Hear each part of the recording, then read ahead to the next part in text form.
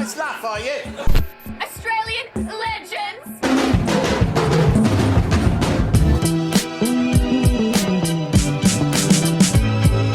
Hey!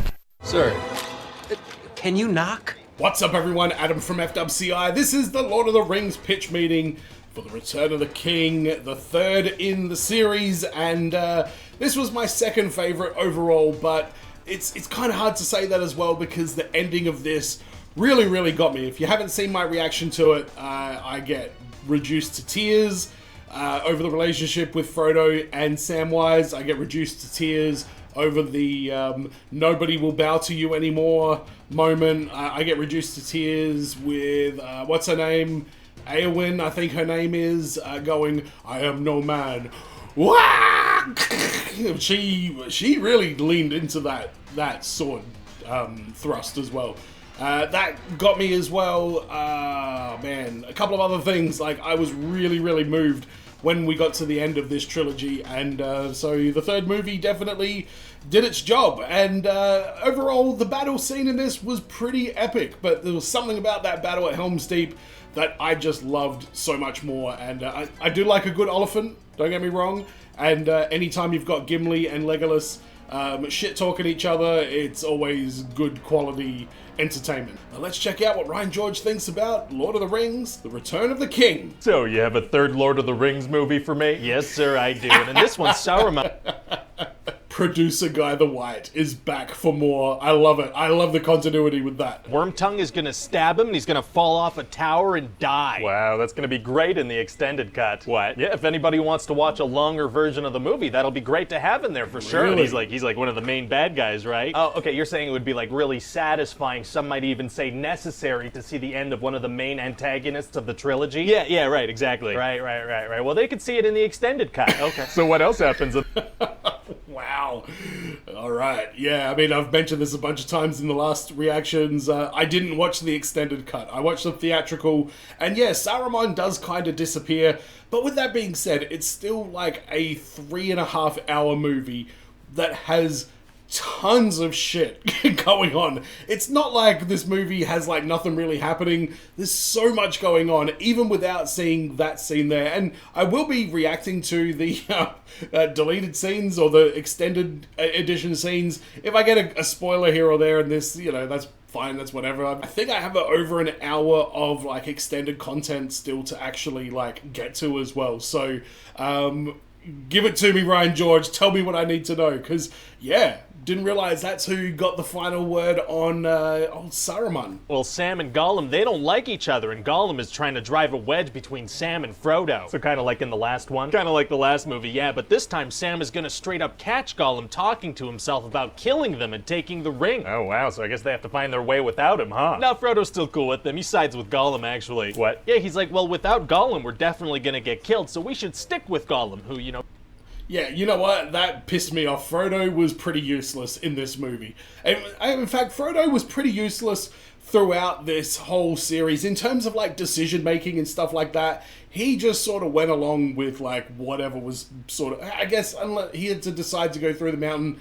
But other than that, I don't know. He seems like a very passive protagonist. Later, Gollum manages to turn them against each other by framing Sam for eating some bread. Seems somehow less serious So than admitting mad. your desires for murder. Yeah, well, the thing about Frodo is that the ring is kind of making him into, you know, the worst, just absolutely frustrating to watch. Sure sounds that way. I'm starting to hate this little guy. So then Gollum leads Frodo to this big spider. Uh-oh. And Frodo escapes, and then him and Gollum fight, and Gollum falls off a frickin' cliff. Oh, does he die? No, because the movie's not done yet. Oh, okay. And then the spider shows up again, and Frodo gets stabbed by its stinger. That dude's always getting stabbed. He is, yeah. So he doesn't have his armor this time around? His armor that looks like a prom dress? No, yeah, he has it. How come that doesn't protect him? I don't know. Fair enough. So what's going on with the other people? Oh, they got... I mean, I just guess the spider stab is like stronger than that chainmail that he had on, but yeah, I guess, good point.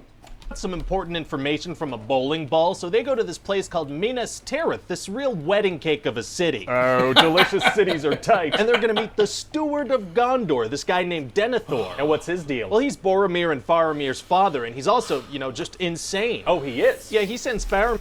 He's an absolute dumb prick. I still can't figure out, is he evil or dumb? Let me know in the comments what you think. And then he eats food in a way that, you know, is gonna make the cherry tomato industry have a rough couple of quarters. What? Their stocks are definitely gonna take a hit when this movie comes out. All right, I mean, okay. And Sauron's gonna attack, and they have, like, no soldiers, so they're in a bit of trouble. Wow, gonna be tough to take on Sauron's army. Actually, it's gonna be super easy. Barely an inconvenience. Oh, really? Yeah, turns out a bunch of frickin' ghosts have an outstanding IOU to Aragorn's family, so he's like, come on, ghosts, let's go. Ghost Ex Machina, very cool, so nobody has to die. Actually, they only show up once a bunch of people have died. Oh, yeah, that elf dude Elrond only told him about it on the eve of the battle, so, you know, there's a whole lot of slaughtering for sure. That freaking elf has terrible timing. Yeah, he's not the best, and he also tells Aragorn what's going on with Arwen. Which one is Arwen again? Oh, she's the one who's like, you know, if Enya's music was a person. Oh, right. Anyway, she's dying because her fate is... Eowyn is the one I meant from before. See, this is why this movie series is so hard for me personally to be able to follow. Just so many new names. It's like, honestly, it's like watching a Bollywood movie and trying to like remember all the names and all the locations and stuff, and it's just, I've never heard of any of it before in my life. Like, that to me is what made this series so difficult to follow at times. It's tied to the ring now. What? Why? I don't know. I thought that might make it more interesting. Fair enough. And what's going on with Eowyn? Oh, yeah. Well, she's Mulan now. Oh, she is? Yep. She pretends to be a man so she... Middle-earth Mulan! Yes, that's what I was calling her. Can go to battle, and she defeats this guy named the Witch King. Oh, yeah? Yeah, he's like, no man can defeat me, and she's like, I am no man, and she frickin' defeats him. Oh, got him on a technicality. She sure did, sir. And what's going on with Gimli and Legolas? Oh, well, they're gonna have this really funny thing where they're competing to see who can get the most kills. Right, that was their whole thing in the last movie, too. Yeah, it's the same thing again in this movie, except this time Legolas is gonna call Gimli his friend, so, you know, maybe that's a character arc. Maybe. And then that guy Denethor actually... It is. Gimli is super stubborn, and I appreciate the fact that Gimli would hold on to that competition as aggressively as he did. I'm totally fine with that. Accidentally sets himself on fire and runs a mile to jump off a structure. A very athletic Human Torch. And then they win the battle thanks to the invincible ghost. A very athletic Human Torch. Yeah, what the fuck was up with that, man? He's just like, whoosh. I didn't know what the hell he was doing. I'm like, he'll be back. And then we just see him flying off. Off a structure. A very athletic Human Torch. And then they win the battle thanks to the invincible ghost army. Amazing. But then they're like, oh crap, Frodo's not going to be able to get past Sauron's army, is he? Oh, they just realized that? They did, so they're like, we'd better attack as, you know, a diversion. Well, I guess it'll be pretty easy with that invincible ghost army. No, they let those guys go. Oh, they did? Yeah, Aragorn set those guys free. Fate of the World is in the mix. Feels like maybe they could have squeezed another battle out of them. Maybe. So anyway, then Sam and Frodo make their way up Mount Doom, and it's very difficult. So how do they get into the volcano? Well, once they get up, there's actually a very nice, convenient walkway. Well, you'd think Sauron would have guarded that, or, you know, closed it up. At least a little gyprock. Yeah, well, he doesn't use any gyprock whatsoever. Well, okay then. Gyprock.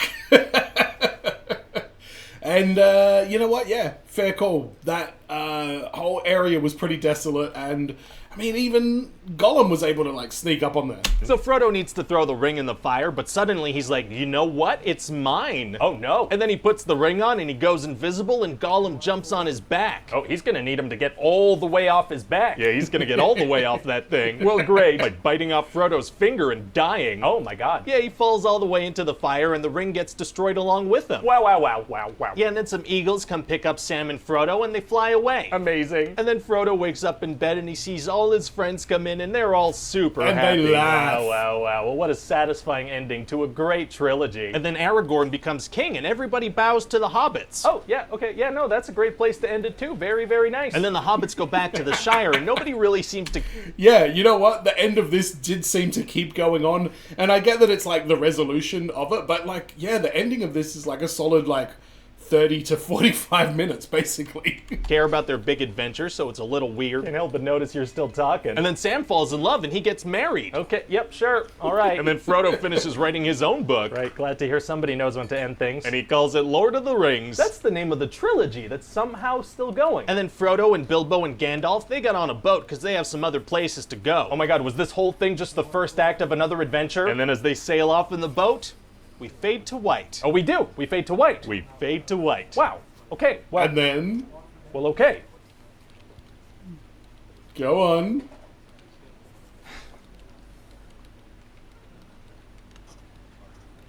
Well, I think it's a great trilogy. And then we go back to the Shire. Oh my god. And we show Sam with his family, and there's a nice little voiceover from Frodo. Please stop. Please stop. And then that's it, we're done. I don't believe you. We're all done, sir. Roll credits. Is there a post-credits scene? There's not, no, it's all done. Yeah, I mean, you certainly squeezed a lot We got out of 3 these more books. movies. Yep, that's about all there is to say about Middle-earth. Ooh, there we go. Yeah, I concur, Ryan George. The volume of this series is really overwhelming at times, but I enjoyed this movie. All that stuff at the end there all really got to me. I had the emotional connection to these characters by the end. It definitely won me over, even though I didn't comprehend every single element of the story. Where were they going in that boat? Was that discussed? I'm sure at this point people would have probably been roasting me for this in the comments on my reaction to this one. But what happened with that boat? I didn't know there was a boat involved and that they were all going away. I don't know the significance of... What the fuck was that? I don't know the significance of Bilbo going there and the elf guy, and Gandalf goes there. He doesn't even know who he was, and he's like, yeah, I gotta go on this boat. What private party are we going to on this boat? So that's the one thing that I really just didn't understand about the ending, but the rest of it all I thought was fantastic. And thanks to everybody who did watch along with my reactions and enjoyed it for what it was, even though it wasn't perfect. I didn't do the extended versions and I barely understood certain elements of the story. I hope you enjoyed watching me experience this for the first time, and you never know how these reactions are going to go. I certainly never want to go into anything and pretend that I like something that I really don't, and I think I've been very honest about the Lord of the Rings movies and my expectations and what I got out of this by the end. So I hope you did enjoy that, and as always everyone, be well, stay safe, look after your friends, see you in the next video. Peace!